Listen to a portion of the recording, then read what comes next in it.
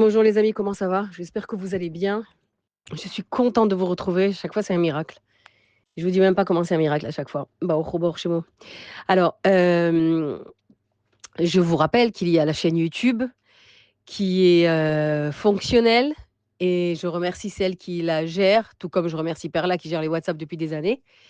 Et je remercie cette personne, cette femme, je ne sais pas si qu'on dit son nom, qui a créé la chaîne YouTube et le Spotify. Donc, tous les audios, Bezrat Hachem, sont montés. Il y en a déjà, ils sont déjà montés hein, sur la chaîne YouTube et sur Spotify. Et évidemment, l'équipe qui travaille à l'écrit, sur le support à l'écrit, des perles, Baruch Hashem. Voilà, grâce à Dieu, on diffuse de plus en plus la chassidoute. Et en ce jour de Chavdalet Tevet Iloula de Admour Azaken, alors, Mamash, c'est le jour pour en parler. Alors, je donne cet audio Leilou Nishmat pour l'élévation de l'âme de Stéphane Yoshua ben Saïd ben Simcha, Simcha bat Mazal Tov, El ben Esther, Shlomo ben Suzanne Khafatsi et Yigal ben Esther, dont ça sera l'Aïloula vendredi. Un mari, un papa qui est parti trop tôt. Et les Avdil, la refoua Shlema de Nathalie Fortuné, Bat Rosette, de Menachem Mendel Ben Sterna et de tous les malades d'Israël. Amen, amen, amen. Les enfants, les adultes, les soldats, les malades du corps et de l'âme. Amen. Alors, on va étudier Mamash, quelque chose de profond. Pourquoi? Parce qu'aujourd'hui, pas qu'aujourd'hui, mais en tous les cas, on fait la Iloula de la profondeur de l'étude de la Torah. Aujourd'hui, c'est la Iloula du Admour Azaken Rabbi Shneur Zalman de Liadi Ben Rabbi Baruch Verabanit Rivka, qui n'avaient pas encore d'enfants et sont partis voir le Baal Shem Tov. Et ils lui auront promis que cette année, ils porteront un enfant. Et donc, 9 mois, ils auront un enfant, pardon. Et 9 mois après, un petit garçon est né et ils l'ont appelé Shneor, Shneor Zalman.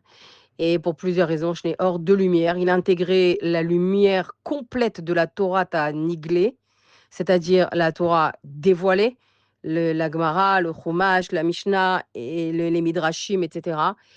Et il a intégré également, dans sa vie, il a intégré également toute la Torah voilée, la Torah Nista, cette lumière cachée qu'il a révélée au travers du Tanya.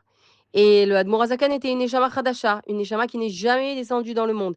Et le jour où il est né, le Baal Shem Tov, de là où il était, il a fait un Chag, il a fait un Yom Tov, parce que c'était une Neshama qui allait justement, en dévoilant le Tanya, en écrivant le Tanya, en le dévoilant, bien que il a été en danger pour cela, eh bien, il a amené le Ham Israël dans l'ère messianique.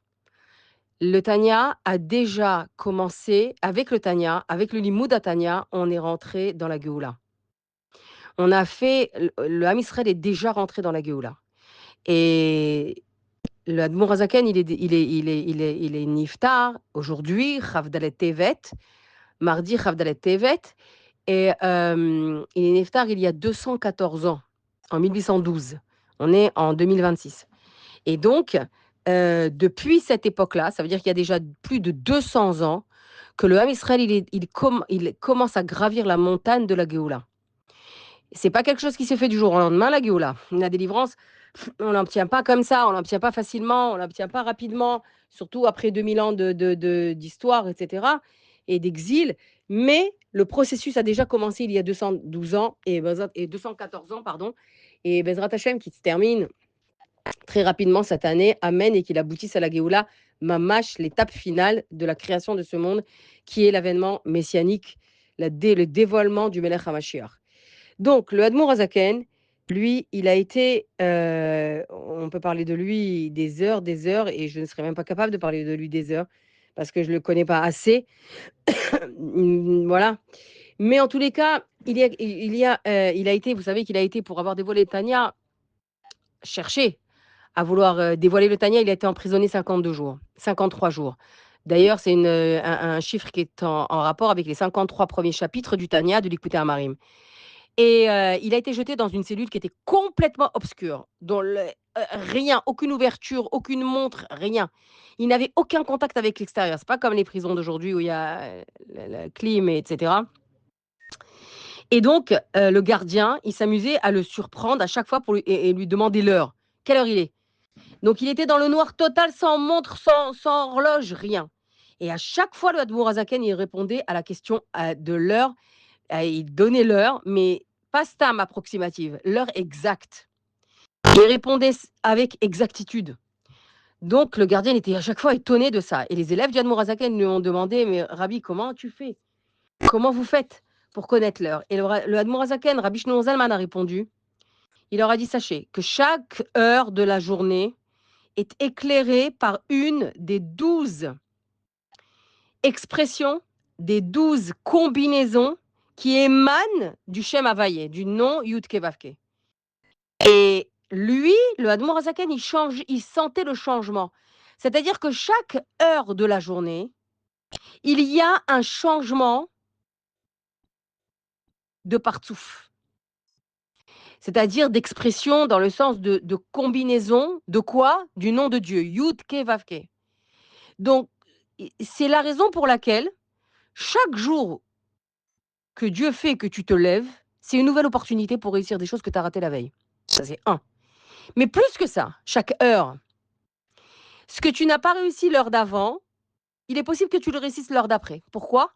Parce qu'il y a une nouvelle mutation dans les mondes célestes de l'expression des combinaisons, des 12 combinaisons des 4 lettres du Shem Havayé, du nom de Dieu.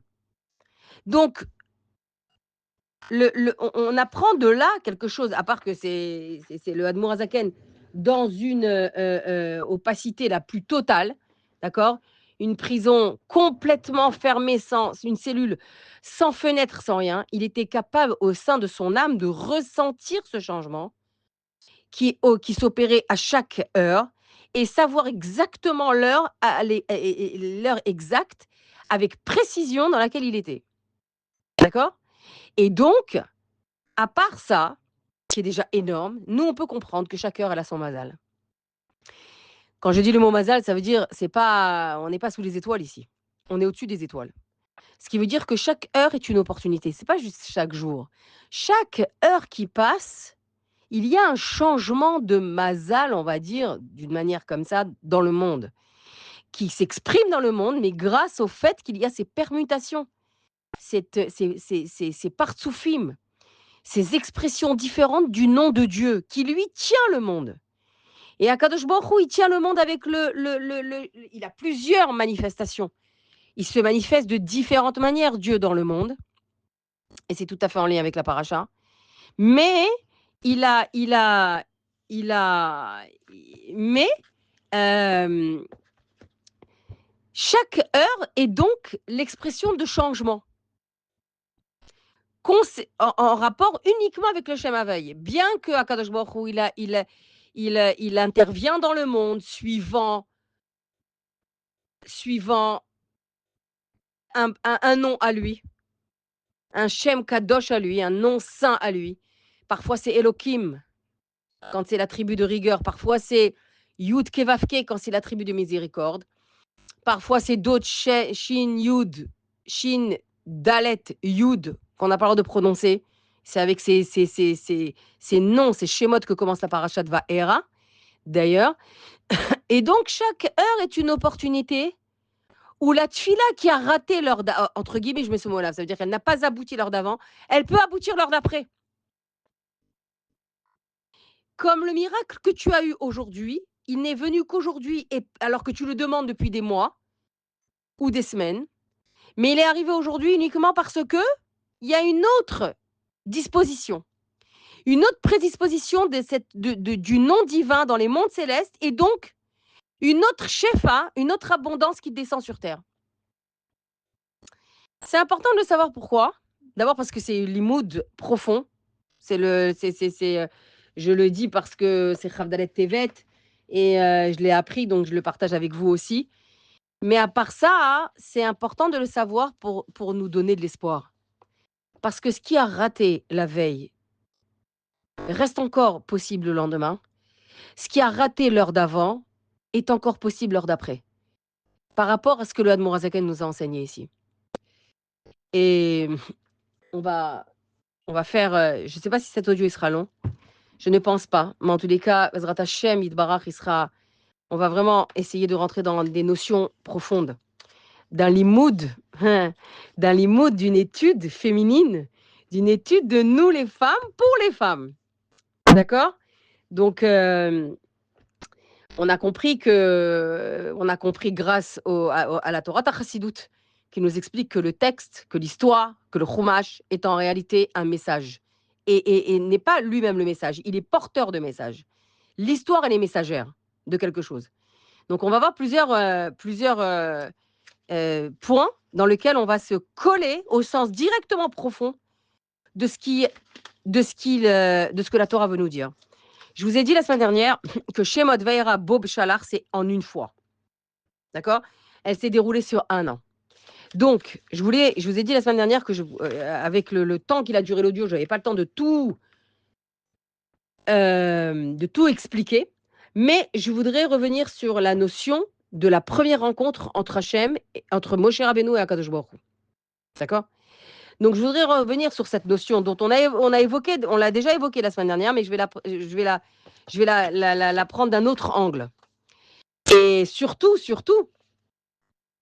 de la Torah Chassidut, de la Torah du Admour Azaken, de la Torah du Rabbi, d'abord, et expliquée par le Admour Azaken dans Tanya.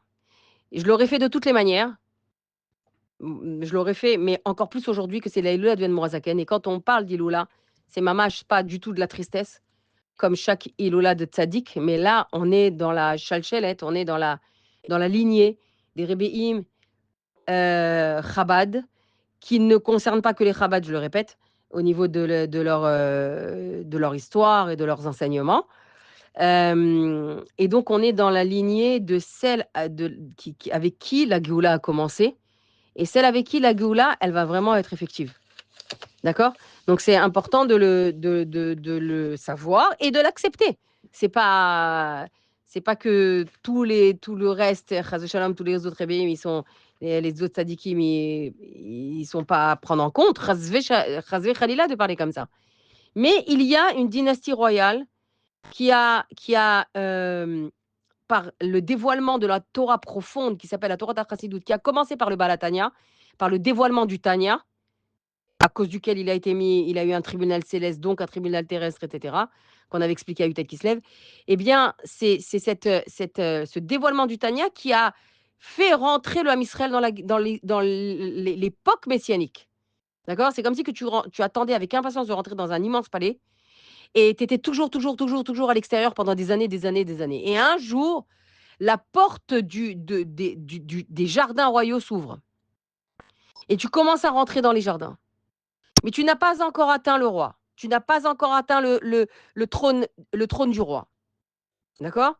Et encore moins le roi lui-même. Ça prend du temps de pénétrer depuis les jardins jusqu'au hall d'entrée, dans ces halls immenses.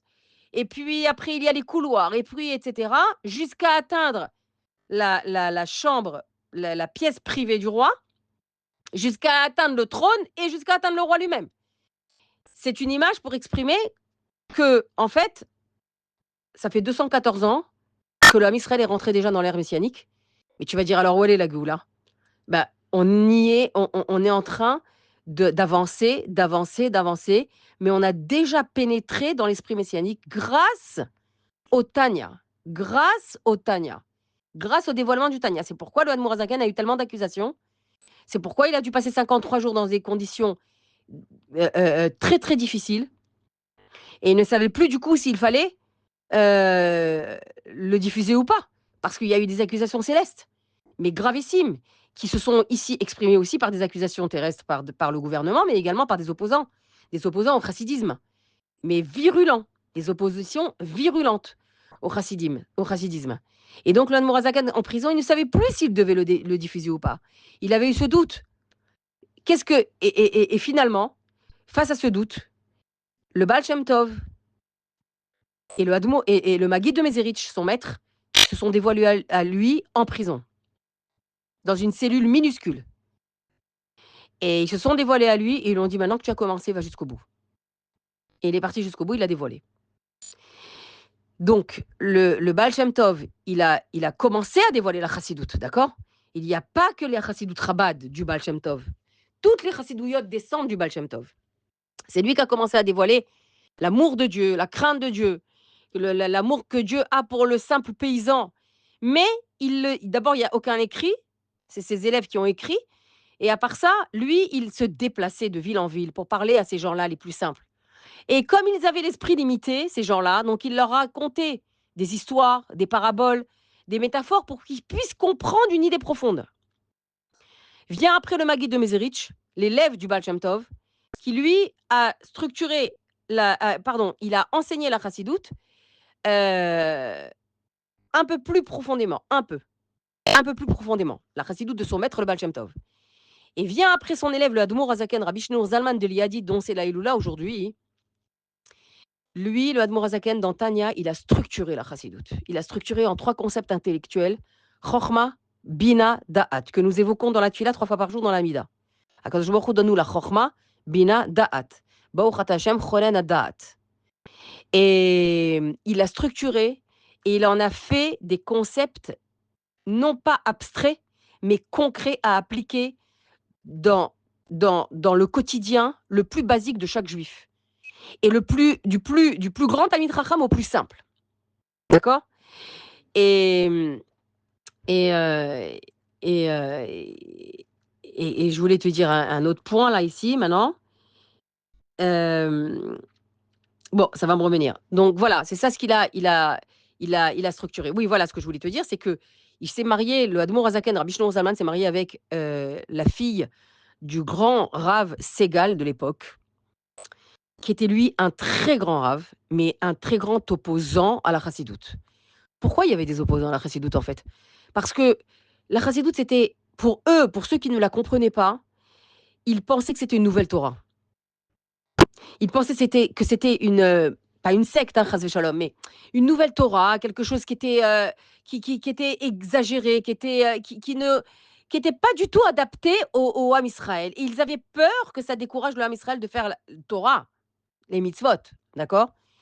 Qu'ils allaient, comme enivrer le Ham Israël d'idées profondes, célestes, abstraites. Ce n'est pas qu'ils disaient que c'était du mensonge, mais ils disaient que c'était pas du tout à dévoiler.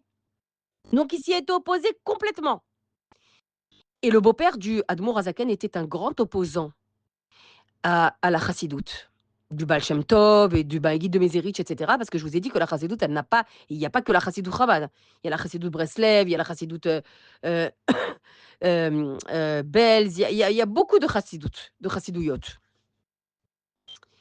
Et donc, quand il a vu que son gendre, Rabbi Shlomo Zalman, commençait à fréquenter le Maguid de Mezerich, et à devenir un chassid, il a demandé à sa fille, Sterna, Sarah, de divorcer.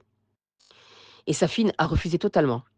Maintenant, le Rav Segal a été extrêmement riche. Et il aidait son gendre, ce nouveau petit couple, dans leur vie. Et quand il a vu que sa fille a refusé de divorcer de Rabbi Shlomo Zalman, il les a chassés. Ça veut dire, ils ont dû se sauver et errer dans la pauvreté parce qu'il leur a coupé les vivres.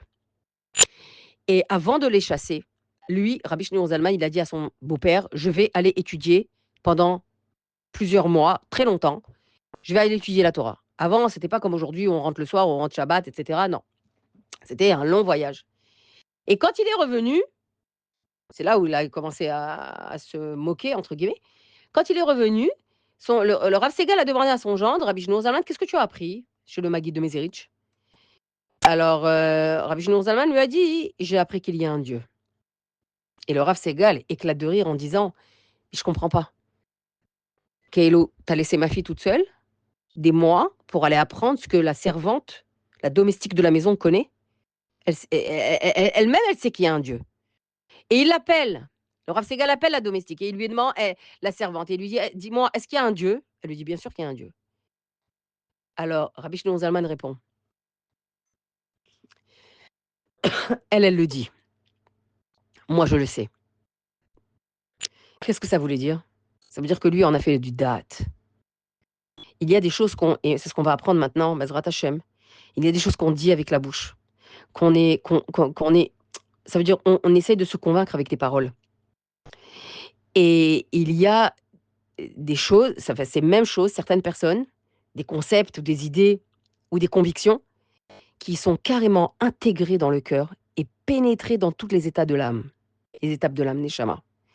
Rabbi Shlomo Zalman, quand il est sorti de cette étude de chez le Maguide de Mezerich, il a eu le Da'at Hashem. Il a eu la connaissance de Dieu. C'est-à-dire qu'il a il a il a structuré. Elle, la servante, elle disait: «Je sais qu'il y a un Dieu». Ça veut dire qu'elle avait les émouna en Dieu. Mais lui, il a structuré cette émouna dans son enseignement et il en a fait un da'at. Da'at, c'est chibour, ça veut dire c'est un lien. Il en a eu une connaissance profonde et intime du divin et c'est tout ce qu'il va nous enseigner dans le Tanya. La émouna, c'est fondamental. Mais il faut que cette émouna, elle ait comme base le Da'at Hashem. La connaissance du divin, la conscience du divin dans ta vie, à chaque instant, et dans le monde, et au travers de la création, etc. etc. Et c'est là où, la réponse, je fais un lien avec le pharaon, où quand Moshe Rabbeinu est venu dire à Paro, laisse sortir mon peuple, je viens de la part d'Akadosh Baruch Hu, laisse sortir mon peuple pour qu'il me serve. Le pharaon, qu'est-ce qu'il a dit dans Shemot? Qu'est-ce qu'il a dit? Je ne connais pas Dieu. Je ne connais pas, il a dit,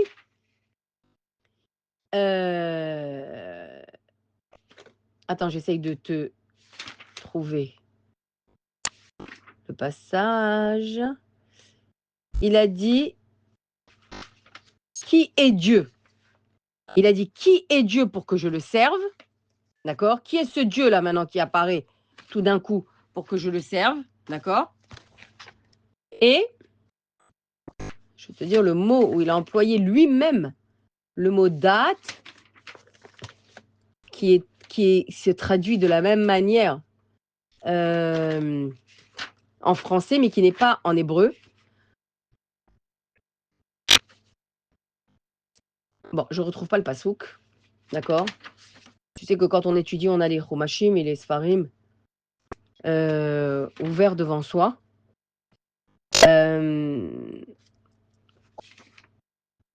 Bon, je ne retrouve pas le pasouk, mais en tous les cas, le pharaon, il a dit, le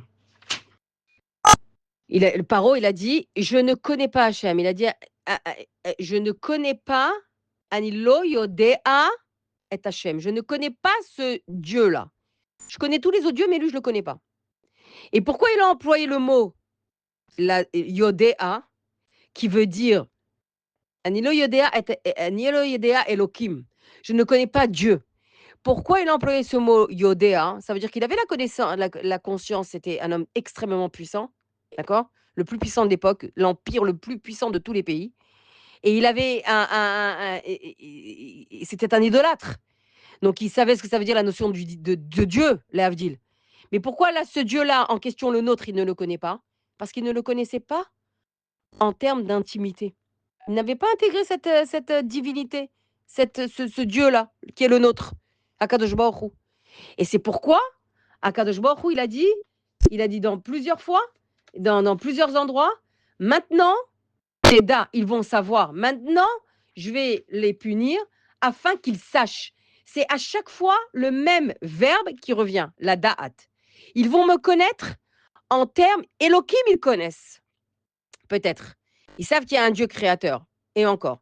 Mais en tous les cas, je vais montrer combien je suis le créateur de la matière, combien je suis le créateur du monde et combien c'est moi qui maîtrise la matière. Au point que quoi? Au point que je fais ce que je veux avec toutes les créations que j'ai faites. Au point que celui qui a dit à l'eau et le feu de ne pas se mélanger, parce que l'un éteint l'autre, l'un détruit l'autre, ce même Dieu lui dira, va dire à l'eau et au feu de cohabiter. Par exemple, pour la plaie de Barad. comme on a vu, comme on va voir dans la paracha Vaera, où il y a là l'étalage de 7 plaies. Hachem, il a commencé Hachem, il a commencé à punir à punir les Égyptiens. Les Bnei Israël, bah, ils étaient là en spectateur, mais en même temps, c'était d'un côté l'école de la punition, de la justice pour les ennemis d'Israël, pour leur comportement cruel qu'ils ont eu envers le Ham Israël, envers les enfants de Dieu. Et d'un autre côté, c'était une école des Mouna pour les Bnei Israël, parce ils n'avaient, Dieu ne s'était jamais dévoilé à eux en termes de je maîtrise tout. Ils savaient qu'il y avait le Dieu d'Abraham, Yitzhak et Yaakov, mais il ne s'était pas dévoilé à eux. Donc là, eux, ils étaient spectateurs. Et les Égyptiens, ils payaient pour leur faute. Maintenant, revenons à la première rencontre entre Moshe et Akadosh Baruch Hu. On avait expliqué la semaine dernière que,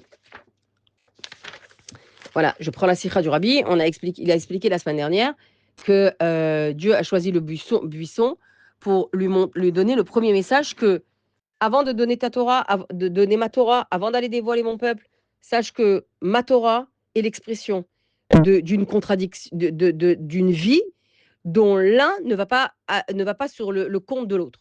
L'un ne va pas détruire l'autre. Le feu, c'est la Torah, on l'a expliqué la semaine dernière, les filles. Le buisson, c'est la matérialité.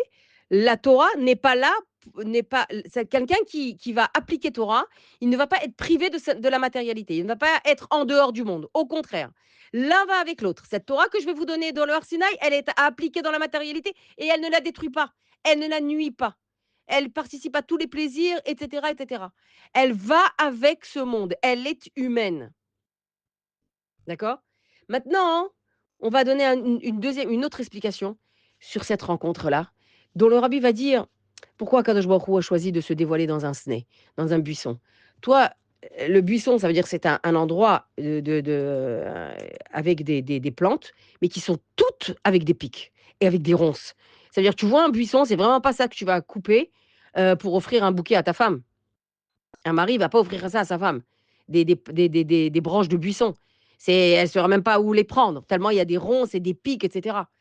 Donc, on aurait pu penser que Akadosh Baruch Hu se soit dévoilé pour la première fois à Moshe Rabbeinu et pour le désigner Shaliach, eh bien, qu'il aurait choisi un endroit, d'abord qui le représente lui, un cèdre, une forêt de cèdre, de la puissance, de la grandeur, de la hauteur, ou bien quelque chose de délicat, des roses, je ne sais pas, du muguet. Bon. Et non, Akadosh Baruch Hu décide de se dévoiler dans un buisson, qui est justement un endroit qu'on fuit. Pas du tout, pas du tout sympathique dans la, voilà, d'accord? Et la réponse, la question, donc c'était ça, c'est ça la question qu'on pose et le rabbi répond, hein. Il dit que dès le début, Akadosh Baruch Hu a voulu donner un deuxième message à Moshe Rabbeinu. Le premier, on l'a vu la semaine dernière, OK? C'est ce qu'on vient maintenant de résumer. Mais le deuxième message, c'est quoi, hein? C'est que c'est Rachid d'abord qui le dit. Il dit Velo ilan acher, Hachem itgale be mitoch hasne, Omer Rashi velo be ilan acher, pas dans un et non dans un autre arbre, mishum imo anochi batzara. Parce que je veux qu'il sache, dit Akadosh Baruch Hu, que de la même manière que le buisson épineux représente la douleur, représente la misère, représente le mal, d'accord, les blessures, les épines, ok. Eh bien moi, je ne les ai pas encore délivrés, mais je suis avec eux dans ce malheur. C'est le message que Akadosh Baruch Hu a voulu donner à Moshe Rabbeinu avant même de commencer à parler avec lui. C'est pourquoi il s'est révélé dans le buisson. Maintenant, en citant cette sikha-là, en lisant cette sikha-là, pardon, je répète ce que je viens de dire. En lisant ce passage-là, tu vois par la suite que Moshe refuse. Il refuse l'invitation très, très honorable qu'il a d'être choisi comme le premier chaliach pour aller choisir, pour aller sortir le peuple d'Akadosh Baruch Hu, d'accord? Pour aller choisir les Bnei Israël. Et là, il va dire à Hachem, et on va voir la raison pour laquelle on l'a vu aussi la semaine dernière, Nachon, Mais on va voir pourquoi Dieu, il a choisi Moshe Rabbeinu Dafka. On a vu la semaine dernière parce qu'il a choisi, parce qu'il a vu la bienveillance et l'humilité, la bienveillance envers un petit mouton qui avait soif, d'accord? Mais on va voir quelque chose ici de plus profond. Donc quand Hachem presque le supplie d'aller sauver ses enfants, Moshe, il va sortir toutes sortes d'arguments. D'abord, on a vu qu'il avait sorti l'argument, qu'il a dit à Hachem l'argument qui est vrai, hein, qu'il était infirme de la parole. Donc comment lui, qui ne sait pas parler, va parler au roi? Et on a appris la semaine dernière que le Maharal de Prague disait que c'était parce qu'il ne voulait pas que quelqu'un comme lui, d'infirme, représente le Melech Haolam. C'était honteux pour Hachem. Mais qu'est-ce qu'il va dire également comme argument? Il va dire bon, OK, d'accord. Hachem, j'accepte. Ils vont me demander, j'accepte. Viens, on imagine, d'accord? J'arrive, je leur dis, ça y est, ואמרתי להם, אלוקי אבותיכם שלחני אליכם. Ça y est, Akadosh Baruch Hu, l'ancêtre, le Dieu de vos ancêtres m'envoie vers vous. Il va vous les délivrer. Et ils me diront quoi, Hachem? Mashemo. Comment il s'appelle? Quel est son nom? Ma Omer Lehem. Qu'est-ce que je leur dirai? Tu remarques combien Moshe Rabbeinu pose de questions? D'accord? Et au début, il a dit Mi Anochi, mais qui suis-je moi pour parler au grand? Qui suis-je pour parler au roi? Je ne parle pas au roi, je parle à des moutons toute la journée. Après, ici, il va imaginer un scénario. Ok, Akadosh Baruch Hu, j'y vais, je leur dis que le Dieu le Dieu de leurs ancêtres, m'envoie pour les délivrer. Mais ils vont me demander Machemo. Qu'est-ce que je leur dirai? Hachem dit Vayomer Elohim El Moshe, Heye Asher. Mon nom, c'est Eye Asher. Voilà. Et Dieu, il continue. Vayomer Kotomar Levne Israël, Heye Shelachani Etrem. C'est Dieu, c'est Eye qui m'envoie vers vous. Et tu leur diras que Zeshmi Leolam, Vezezichi le Dorvador. C'est ce nom-là qui sera utilisé, qui évoquera mon souvenir de génération en génération. Et le rabbi va poser une question et il va détailler, pardon, un enseignement qui est fondamental. Il va expliquer la chose suivante. Il va dire pourquoi Moshe Rabbeinu a supposé que les béné Israël allaient lui demander comment il s'appelle, quel est son nom, Mashemo. Et bien sûr qu'il connaissait son nom. Les béné Israël savaient qu'il existait Elokei Abraham, Elokei Yitzhak, Elokei Yaakov. Il s'appelle Elohim. D'accord? Ils savaient, ils n'avaient pas de Torah, mais on a expliqué la semaine dernière, et même tu le sais déjà, qu'ils avaient des racines. Ils connaissaient leur arbre généalogique. Ils savaient qu'ils venaient des 12 tribus, que les 12 tribus venaient elles-mêmes de Yaakov. Yaakov venait de lui-même de Yitzhak, et Yitzhak d'Abraham. On sait qui est papa, qui est maman, qui est papi, qui est mamie. On le sait. Et on sait que Hakadosh Baruch Hu s'est révélé à eux, on sait que c'est les pères fondateurs du Ham Israël. Donc ils savent de qui ils venaient. Alors le rabbi va poser la question pourquoi, Moshe Rabbeinu? Imagine que les béné Israël demandent le nom de Dieu. Et en fait, derrière cette question que Moshe va poser à Hachem, Mashemo, se pose une question brûlante. Comment dirais-je, une question, parce que Mamash c'est une question, c'est une question qui a été évoquée par le rabbi pour la première fois en 1983, donc il y a très longtemps. Mais à la fois, c'est quelque chose qui est très douloureux pour le rabbi de l'avoir révélé. Parce que quand il l'a dit en 1983, il éclate en sanglots et il pleure, et il pleure, et il pleure. Pourquoi? Parce qu'en fait, le rabbi va révéler ce que Moshe Rabbeinu, donc c'est la chassidoute, va révéler ce que Moshe Rabbeinu veut dire. Ici, il ne s'agit pas d'identité. Machemo, comment il s'appelle? Il ne s'agit pas de ça. Les ministres savaient comment il s'appelait Akadosh Baruch Hu, puisque c'était le Dieu de leurs ancêtres. Mais la question brûlante que Moshe a volontairement cachée derrière celle-là, c'est où était-il jusqu'à maintenant? Où il est? Où il était? C'est maintenant qu'il se révèle? Après 210 ans de souffrance, et surtout les 80 dernières années, d'accord, qui ont été les plus difficiles, parce que Moshe avait 80 ans quand là maintenant, là, il a 80 ans quand il est envoyé euh, euh, pour sauver le peuple, pour le faire sortir d'Égypte. Donc la question, elle est, Après 210 ans, ils ont la bonne nouvelle, entre guillemets, je mets le mot bonne, que Akadosh Baruch Hu s'est souvenu de ses enfants. C'est ça? Après 86 ans, on va dire 86 en tout, d'accord? Parce qu'il y avait 83, bon bref, plus de 80 ans d'ignorance, d'indifférence. Comment interpréter ce silence? C'est ça la question que Moshe Rabbeinu nous parle. Et il est il va comment dirais-je, il va se faire l'avocat d'Emné Israël en étant dans la euh, anticipation de leur réaction. Il va anticiper leur réaction. Ce n'est pas ici une identité qu'il cherchait. C'est où était-il? Et le rabbi éclate en sanglots quand il parle de ça. Efo Elohim, que chez Kohev Lanu. Le rabbi va poser une question brûlante. Où est Dieu quand on a mal? Où est Dieu quand on pleure? Où est Dieu quand on est blessé? Où est Dieu quand on a des douleurs de cœur, des douleurs intérieures? Où est Dieu quand on souffre? C'est très courageux, si je peux m'exprimer ainsi, moi qui suis rien devant les paroles du rabbi et devant le rabbi lui-même, d'avoir évoqué ce sujet-là. Mais c'est ça ce qui se cachait derrière la question, on va dire poliment posée par Moshe Rabbeinu. Machemo. Et Hachem lui répond. Il ne dit pas, c'est quoi cette manière de parler? C'est quoi cette chutzpah?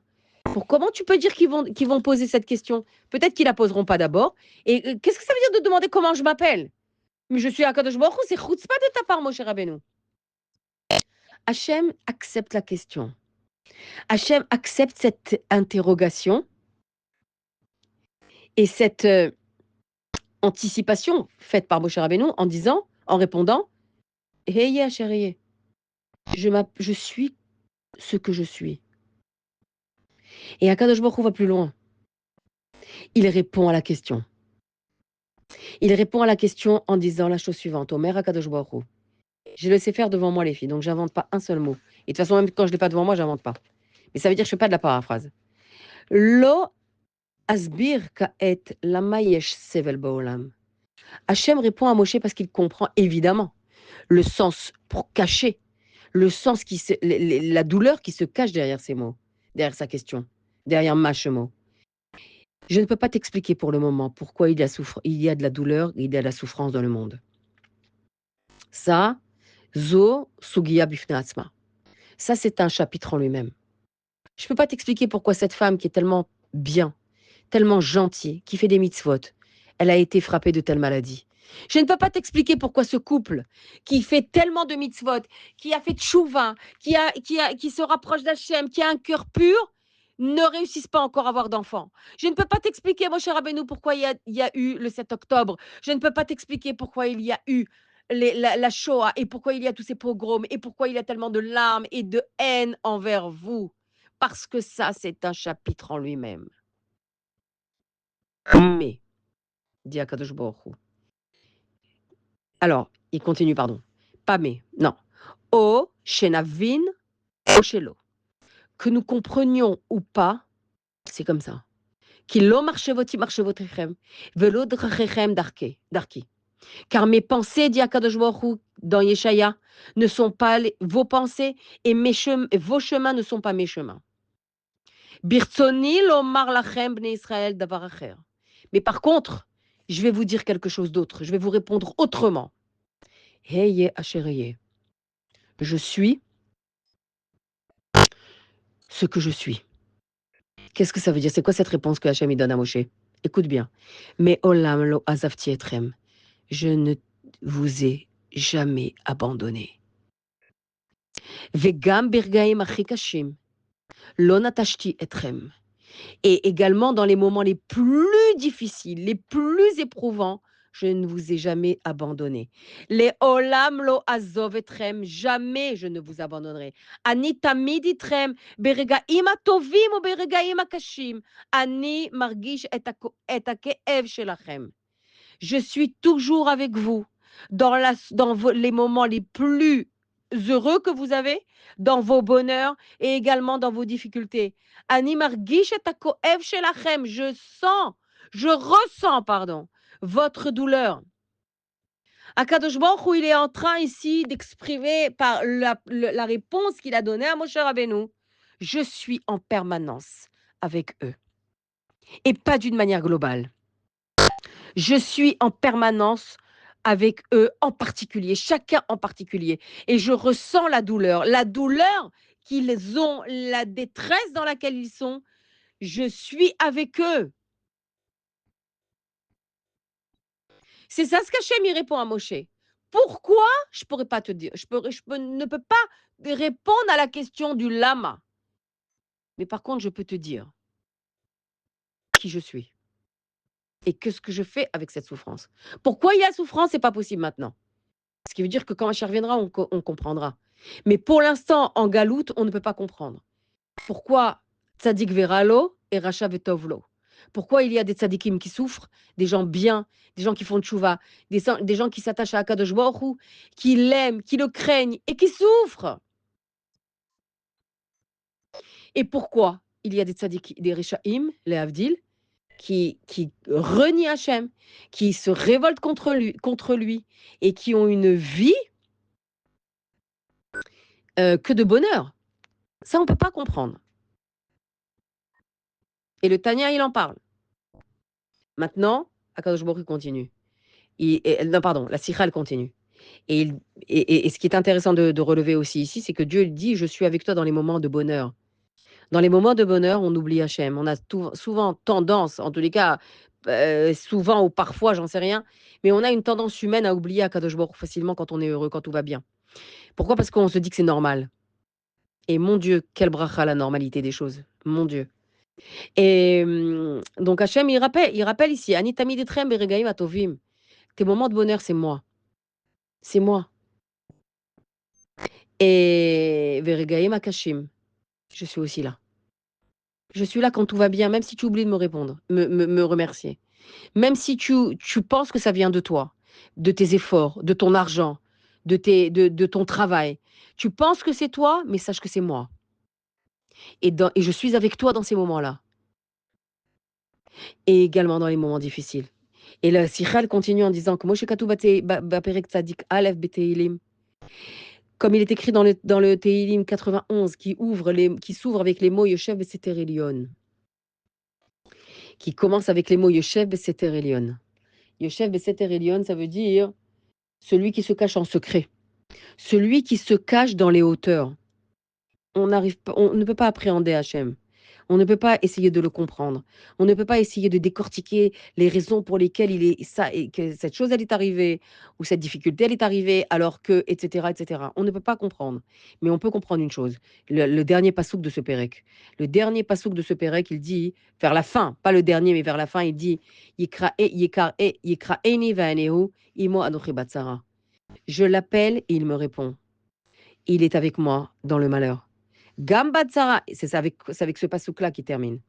Donc, il est Yoshev Basseter Elion, d'accord? Il est mystérieux. On ne peut pas comprendre Akadosh Baruch Hu. Lui qui est infini et nous finis. Nous qui sommes limités et lui illimité.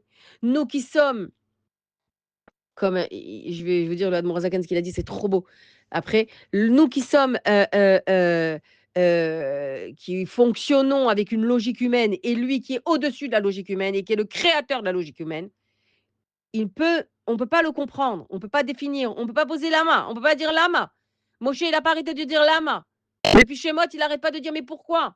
Lama, lama, pourquoi tu fais du mal à ce peuple? Pourquoi? Machemo, mi ani, il ne fait que de poser des questions. D'accord? Et Hachem ne se met pas en colère contre lui. Il ne lui dit pas, mais c'est quoi ces questions? Je t'envoie, je te le mets la tu n'as pas de questions à poser. Akadosh Baruch répond à chacun, à chacune de ces questions. Et la Sichel continue et dit la reine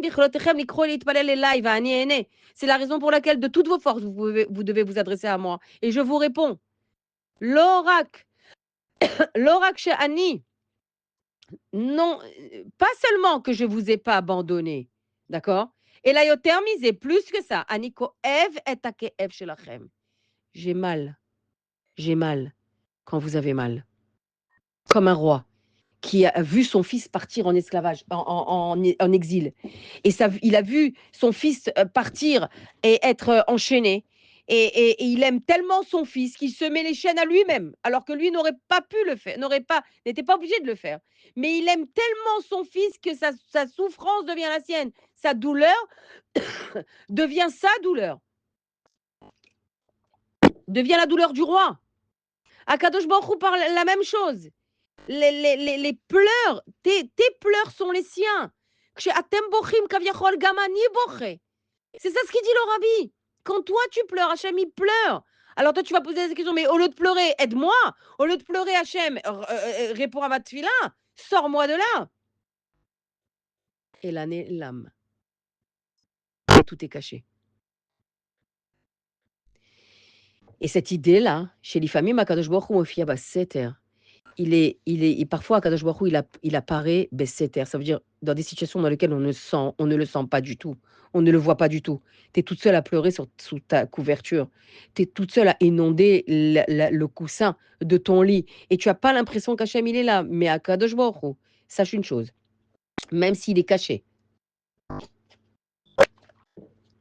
même s'il est Yoshev Basseter Elion, il est celui qui siège dans les hauteurs en secret. Rune Elam, il est caché. Aval gam betor astara shebetor astara ou nimtza itanu. Mais sache que à l'intérieur de tes douleurs, de tes larmes et de tes blessures, Akadosh Baruch Hu, il est avec toi. Ve'afilo be'astara shebetor astara. Tu la connais cette chanson? Maintenant que je veux la chanter, j'oublie les paroles. Nimtza gam Hashem. Bon, bref, tu as compris le message. C'est que même à l'intérieur du star, astara, ça veut dire de ce qui est obscur, caché, dans le caché, dans l'obscurité. Gam sham, voilà. Gam sham nimtza Hashem yitbarach. Akadosh Baruch Hu, Akadosh Baruch Hu, yitbarach se trouve là-bas. Et ça, c'est quelque chose qu'il ne faut pas oublier. On demande à Hachem de ne pas être dans l'épreuve, de ne pas être dans les difficultés, de ne pas être dans les douleurs. On demande à Kadosh Baruch Hu, Dai, Mishe Yomar, Letzarenu, Dai, Mishe Yomar, Beolam, Dai, Yomar, Letzarenu, Dai. C'est ce qu'Yaakov Avinu a dit. Celui qui a dit Dai à son monde, qui a mis des limites en disant stop à la mer, pour s'arrêter au rivage, stop aux océans, etc., qui a mis des limites dans cette nature, die, ça veut dire stop, eh bien, il mettra des limites à nos malheurs.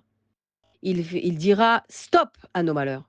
Que Akadosh Baruch Hu ait pitié de nous dans cette galoute et qu'il nous sort, sans que nous ayons besoin de dire Machemo, Hachem, où tu es, parce qu'on le sent, parce qu'on le voit, on ne le voit pas clairement évidemment, mais on sent sa manifestation à travers nos tfilotes, à travers nos demandes, à travers les miracles, à travers tout ce qu'il a fait avec nous.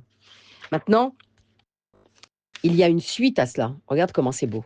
Je t'ai dit qu'une des raisons pour lesquelles Dieu a choisi Moshe Rabbeinu, c'est une autre sikha du Rabbi. Regarde comment c'est magnifique. Pourquoi il a choisi Moshe Rabbeinu, à part les qualités humaines qu'il avait, l'humilité et la herpatiout, ça veut dire la bienveillance devant le faible, devant même un animal, il l'a choisi justement parce qu'il pose des questions. Voilà. Et la paracha de la semaine dernière, elle s'est terminée sur ça. Moshe Rabbeinu, il va terminer en disant Lama aerota la amazé. Non pas sans être en colère contre Hachem, mais il veut juste comprendre pourquoi tu fais du mal à ce peuple. Pourquoi il lui pose cette question maintenant, à la fin du Chumash Shemot, de la parashat Shemot? Réponse. Depuis qu'il est venu, l'esclavage s'est intensifié. La méchanceté, la cruauté s'est intensifiée. Le pharaon, il a cru, il a dit « Ah, mais maintenant vous vous rappelez que vous avez un Dieu? Vous vous rappelez que vous avez un Dieu? Vous vous rappelez des ancêtres, Avraham, Yitzhak, Yaakov? Ça veut dire que vous avez du temps pour réfléchir. Et moi, je veux faire de vous des bêtes de somme. Je veux faire de vous des personnes qui soient écrasées par le travail au point que vous n'ayez comme répit, le moment que vous ayez pour répit, vous vous écroulez de sommeil. Mais pas du tout pour que vous commenciez à réfléchir. Et donc, plus que maintenant vous commencez à nourrir des idées de délivrance, eh bien vous allez, c'est que vous avez du temps, nirpi mehem, vous êtes paresseux, vous êtes oisif, vous avez trop de temps, c'est ça qui vous amène à réfléchir. Eh bien, je vais vous imposer la fabrication des briques. Je ne vous fournirai plus de paille, de briques, vous allez vous-même les fabriquer et les cuire. Et une fois que vous les et malgré tout, vous fournirez le même quota de construction. Et là, il n'en pouvait plus. Et là, Moshe Rabbeinu, il a vu la souffrance des bénis Israël et qui ont commencé à crier sur lui en disant: «Depuis que tu es venu, notre situation, elle s'est empirée». Et pourtant, Moshe Rabbeinu, il vient leur annoncer la Géoula. Et la situation, à l'aube de la Géoula, elle s'empire. Alors Moshe Rabbeinu, il ne comprend pas dans sa logique. La marota la mazé, pourquoi tu m'as envoyé et pourquoi tu empires leur esclavage? Eh bien, le rabbi explique la chose suivante. Ce n'est pas une plainte que Moshe a adressée à Dieu, c'est juste une manière de vouloir comprendre comment il fonctionne. D'accord? Ce n'est pas pourquoi, sur un ton extrémiste et coléreux, c'est juste qu'il veut comprendre. Et là, en fait, quand Moshe va rencontrer Akadosh Baruch Hu pour la première fois dans le buisson, Moshe va poser aussi une question. Madoua le premier lama, il se trouve ici. Madoua lo yiba erasne. Pardon. Pourquoi le buisson ne se consume pas? Et là, en fait, à la suite de tout ça, il va poser, il va faire tout le parachat Shemot, il va faire que poser des questions. Mi Ani, qui suis-je? Machemo, comment tu t'appelles? Quel est son nom? Ils me diront, pardon, ils me diront quel est son nom? Vehem lo yaminuli. Et s'ils ne me croient pas, combien de questions Moshe Rabbeinu l'a posé? Et pourquoi il pose ces questions? Parce que Moshe ne comprend pas la logique. Ne comprend pas la logique. Et en fait, c'est volontaire. Hachem a choisi Moshe Rabbeinu parce qu'il pose des questions. Et il veut lui enseigner quelque chose d'extraordinaire. Et le titre de cette partie de Sikha est Kodem Emuna Acharka Havana. L'idée centrale de la Sikha, c'est d'abord tu as la Emuna et après tu as la compréhension. Et ça, c'est quelque chose de fondamental, les filles, sur lequel je veux expliquer ici, Bessiyata Dishmaya. Écoutez comment c'est beau. Moshe Rabbeinu, il termine son dernier dialogue avec Hachem, la parashat Shemot à la fin, avec une question. Lama Gota Lamazé. Et Hachem, il revient sur cette question. Tu m'as posé la question, pourquoi je le fais souffrir? Maintenant, tu vas voir. Mais qu'est-ce qu'il voulait? Quel est cet échange en termes? Excusez-moi. Quel est cet échange en termes de explication chassidique, ça veut dire dans les profondeurs? Moshe Rabbeinu, il veut comprendre. Il veut comprendre, en fait, la logique. Il veut comprendre comment ça fonctionne. Et Hachem lui répond: Lo tatzliach lehavin. Tu ne réussiras pas à comprendre. Pourquoi? Parce que Akadosh Baruch Hu, il est Ensof. Veilu Adam Mugbal. Tiv'i, vetiv'i. Parce que l'homme est limité. Hachem, il est illimité. L'homme est illimité dans sa compréhension humaine. Donc, tu dois baser ton attachement à Akadosh Baruch Hu d'abord sur la Emouna. Ça veut dire pourquoi? Parce que ta logique te dit qu'il y a ici quelque chose d'incompréhensible. Quelle est la chose ici qui est incompréhensible? C'est que là, il est venu leur annoncer la Géoula. Moshe est venu leur annoncer Mashiach. Il est venu leur annoncer qu'ils vont sortir. Et qu'est-ce qui se passe à l'aube de cette sortie-là? L'exil s'intensifie. La dureté est encore plus grande. Ça te rappelle une époque, n'est-ce pas? Ça te rappelle notre époque.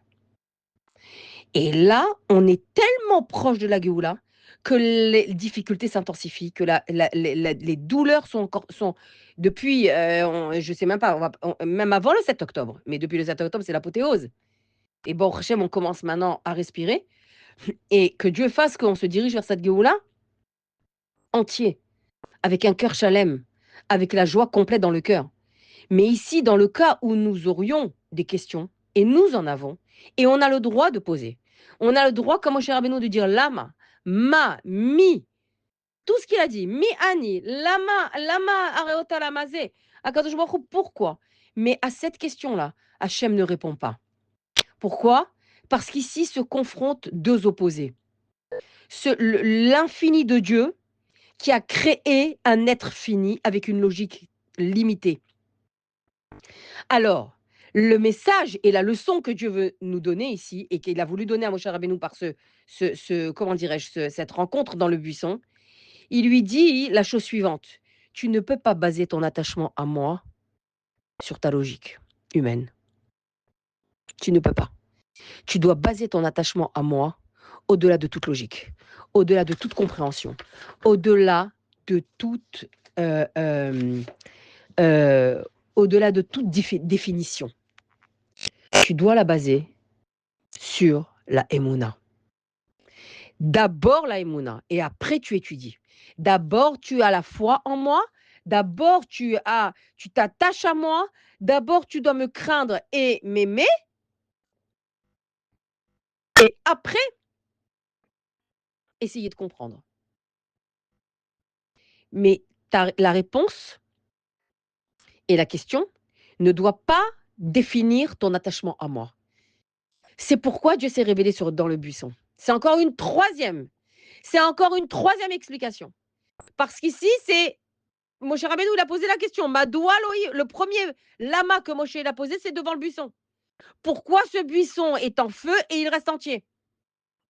Et Hachem l'a choisi pour ses questions, pour ses questionnements, pour des questions qui sont logiques. Pourquoi? Il l'a choisi pour ça, il a choisi Moshe pour ça, parce que c'est normal de se poser des questions. Mais il voulait lui dire, regarde, tu vois que le buisson ne brûle pas? Ne base pas ton attachement ne base pas ton attachement sur ta logique, parce qu'un buisson qui est en feu et qui reste entier, c'est illogique. Et pourtant, je l'ai décidé et il existe. Ce phénomène existe. Tu dois baser ton attachement à moi sur ta émouna, sur ta croyance infaillible. Et ça, c'est très important, les filles, de se le rappeler et de l'intégrer, d'accord? Parce que, comme il a dit le Mourazakan à son beau-père, le Rav Segal, elle dit que Dieu existe. Moi, je le sais. Akadosh Baruch Hu ne se manifeste pas tout le temps dans le kivun qu'on a décidé nous, dans l'endroit et dans la direction dans laquelle nous, on a décidé. Il ne se manifeste pas dans la réponse d'Afkas précisément qu'on attend. Mais se manifester, il se manifeste. Rabbi Menachem Mendel de Kotsk a dit: si les voies de Dieu m'étaient compréhensibles, Dieu serait un humain. Vous comprenez cette phrase forte du Rabbi Menachem Mendel de Kotsk? J'aime beaucoup les phrases du Rabbi Menachem Mendel de Kotsk. Elles sont incisives et puissantes. Qu'est-ce qu'il a dit? Le Rabbi Menachem Mendel de Kotsk, il a dit: si je comprenais, si les voies de Dieu m'étaient compréhensibles, c'est que Dieu est un homme. Si tu comprenais Hachem, d'accord? Si tu n'avais pas de lama, si tu n'avais pas de machemo, Hachem serait un homme. Chas v'shalom. Il serait humain. Mais le fait que tu aies des incompréhensions, le fait que tu rencontres des situations illogiques, ça te prouve que c'est Akadosh Baruch Hu qui gère ta vie. Parce que ton esprit ne peut pas le comprendre. D'accord? Ça, c'est ce que Hachem dit à Moshe. Maintenant, les filles. Qui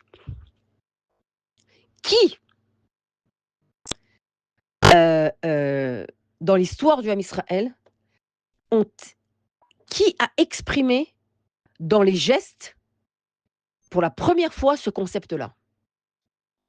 Qui ça? Ça veut dire d'aller envers et contre toute logique. D'aller envers et contre tout, pourquoi? Par amour pour Dieu. Même si tout est dans la contradiction. Qui ça? Les femmes hébreux en Égypte. C'est elles qui ont appliqué ce concept sans Moshe Rabbeinu, sans qu'Hachem se soit révélé à elles, sans rabbi, sans tzaddik, sans rabbinite, sans cours de Torah, sans Torah bichlal. Elles ont, pour la première fois, expérimenté, vécu cet attachement à Dieu envers et contre toute logique humaine. Ça, c'est des actes féminins. Ça, c'est des actes de femmes. Elles ont refusé de se laisser définir par la réalité qui était la leur.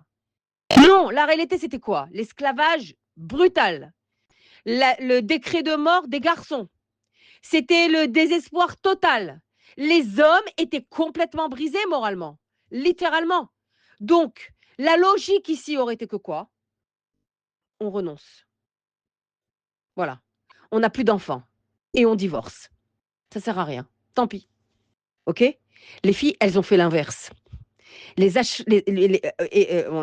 a appris la semaine dernière, les sages-femmes, elles craignaient Akadosh Baruch Hu plus que le pharaon, d'accord? C'est écrit dans la Torah et on a dans le Chumash Shemot, la Parashat Shemot, et on a vu comment Dieu, il leur a donné des cadeaux qui sont les bâtim. Donc, les actes illogiques qu'elles ont fait, elles, ces femmes-là, pas toutes les femmes, je parle maintenant des sages-femmes, elles ont risqué leur vie pour donner la vie, pour faire vivre ces enfants-là. Elles se sont opposées complètement au pharaon qui était cruel et qui était effrayant. Et le pire de tout, c'est qu'elles ne savaient pas qu'elles allaient gagner. Elles n'avaient aucune garantie de leur hatzlacha.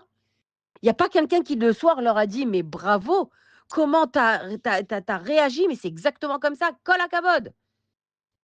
La preuve qu'elles n'avaient aucune garantie de leur succès, de leur réussite, de leur succès, parce que quand Moshe il est venu, il a dit à Kadosh Baruch Hu, Machemo, mais ils vont me poser la question, mais où tu étais tout ce temps-là? Donc Dieu, visiblement, ne s'est pas du tout manifesté en Égypte pendant 210 ans. Et à plus forte raison dans les dernières années, les 80 dernières années où ça s'est intensifié. OK? Donc, la femme, les femmes en Égypte, elles ont été l'expression de cette émouna infaillible. En qui? Envers un Dieu qu'elles n'avaient jamais vu, qu'elles n'avaient jamais vu, tu comprends ce que je veux dire? Elles n'ont jamais entendu parler. Elles l'ont entendu il y a très, très, très, très longtemps par une grande, grande maman et un grand, grand papa.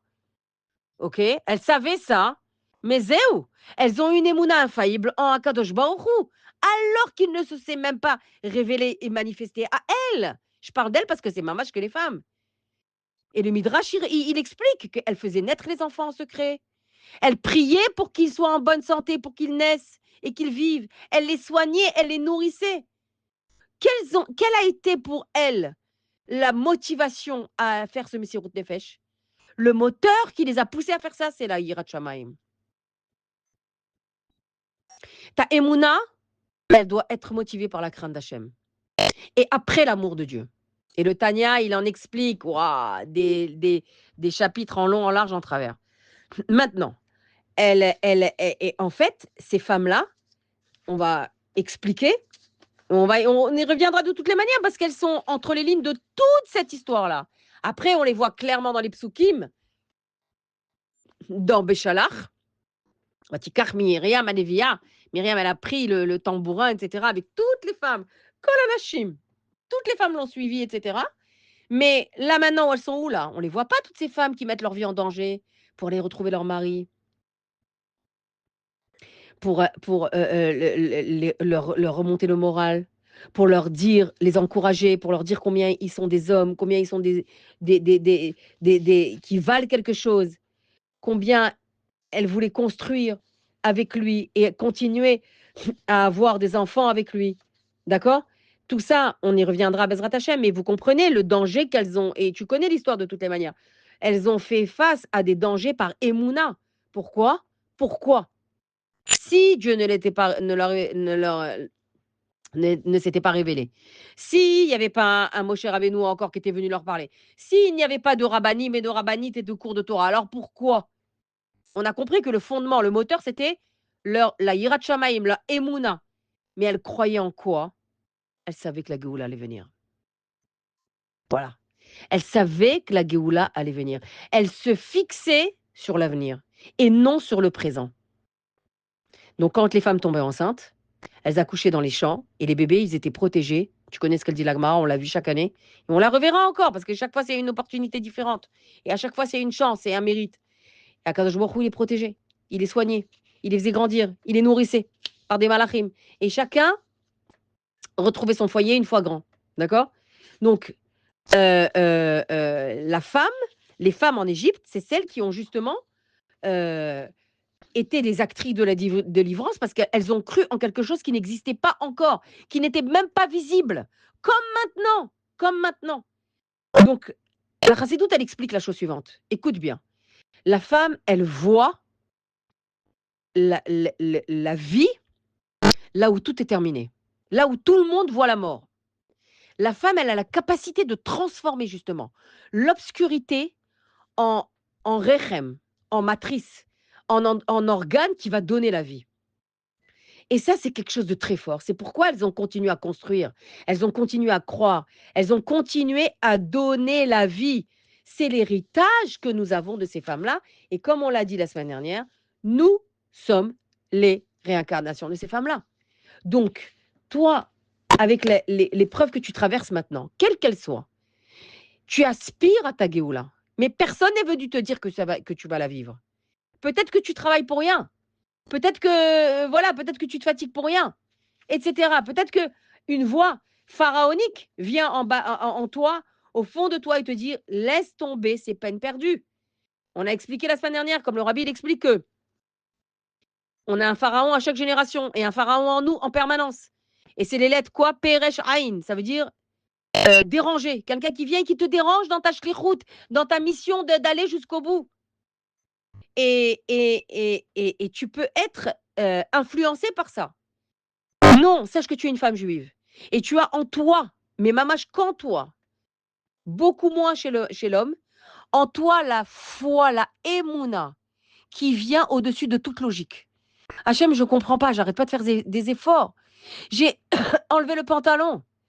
Je me, je me suis couverte la tête. Je commence à faire Shabbat. Je mange cachère. J'ai amené à la maison la cacheroute, etc. Et regarde ce qui arrive, mon mari perd son travail. Tout ça, c'est illogique, n'est-ce pas? C'est contradictoire. Et c'est ce qu'elles ont vécu. Plus elles avaient des enfants, plus elles continuaient à aimer, et plus elles avaient affaire à la mort. Et elles auraient pu se décourager en disant c'est peine perdue, on fait tout ça pour rien.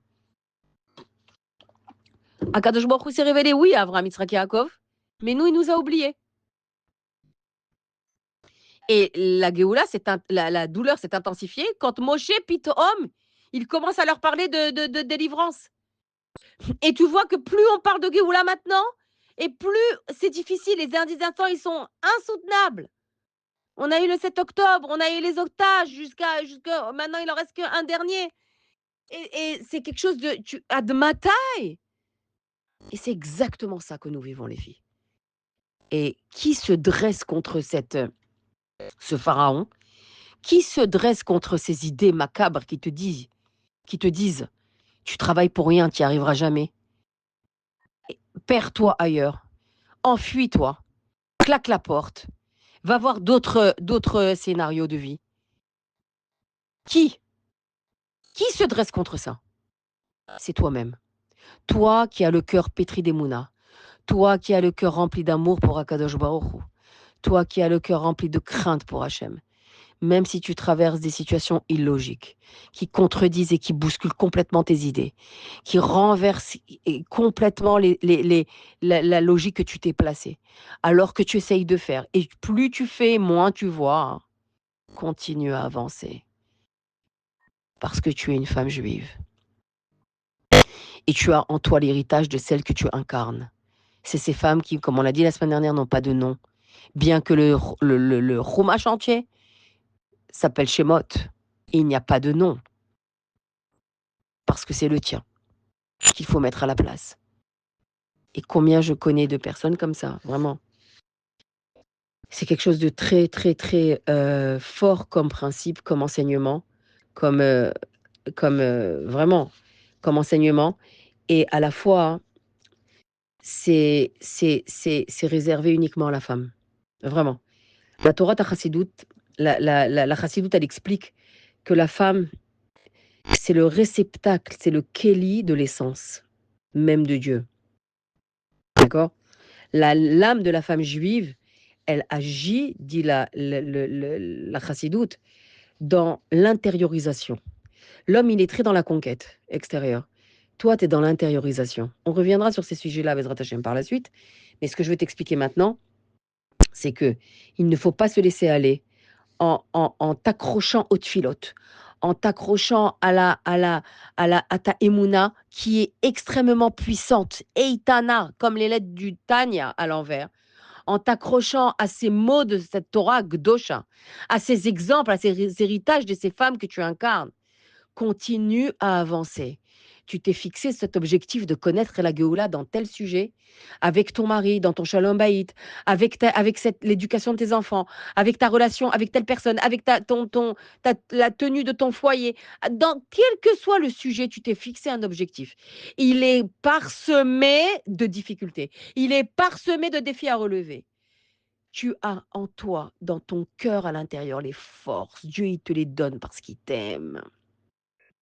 Même s'il est Yoshev Basseter Elion, même si parfois il ne se manifeste pas clairement, il est caché. N'aie pas le cœur lourd, n'aie pas l'esprit obscur.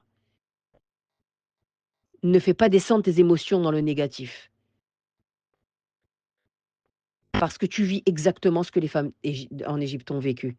C'est ça ce qui dit le Tanya. C'est une idée révolutionnaire. C'est une idée fondamentale dans le Tanya. L'homme, il n'est pas défini par ce qu'il ressent, il est défini par ce qu'il fait. Et l'effort qu'il a mis dans dans son action. Donc toi, tu as les capacités de voir ce qui va naître quand tu le vivras. Et tu le vivras, Bezrat Hashem, très bientôt, tu verras. Mais en attendant, comme au niveau du Ham Israël, la Géoula, la Géoula, elle est imminente. Mais plus la Géoula est imminente, plus l'esclavage s'intensifie, plus la douleur est forte. De la même manière, au niveau personnel, c'est comme ça. Plus tu fais des efforts et moins tu reçois. Ça peut être le cas, ça peut être aussi le contraire, attention. Ça peut être le contraire. Mais on a différents scénarios de vie. On a que Baruch Hashem c'est huilé et un autre il est pas logique. Je fais tous les efforts et je reçois pas. Ou bien je reçois mais je ne vois pas. D'accord? Viens la chassidoute, viens le rabbi, il t'explique.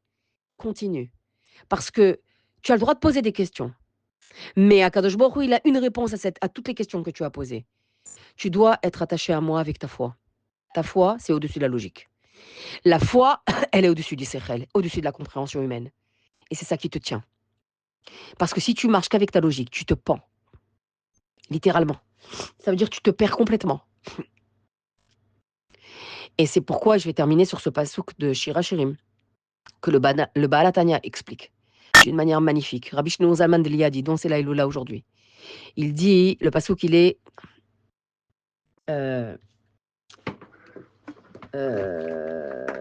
voilà.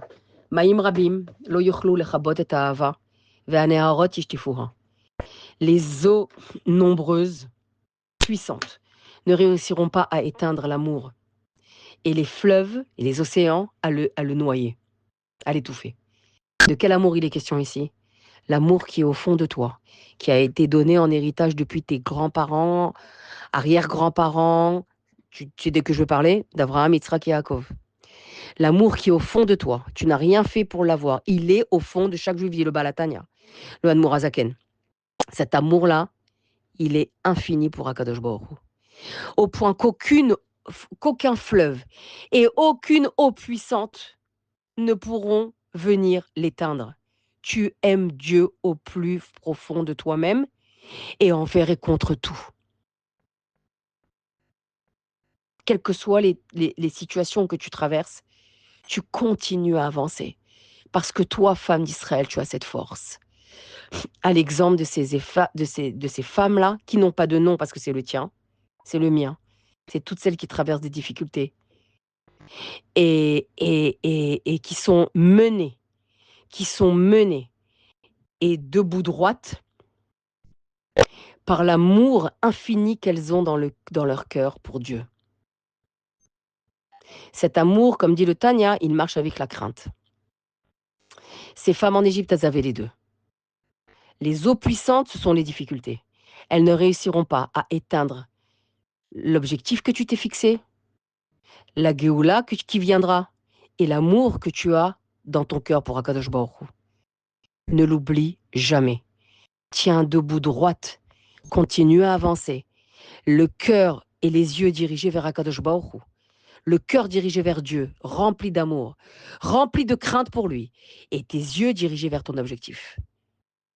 Et tu verras de tes propres yeux la lumière de ta délivrance. Amen, Ken Yehi Ratzon, Bekarov Mamash. Shabbat Shalom Vorach. Shabbat Mevarchim Shvat. Ce Shabbat, c'est Shabbat Mevarchim Shvat. Merci beaucoup.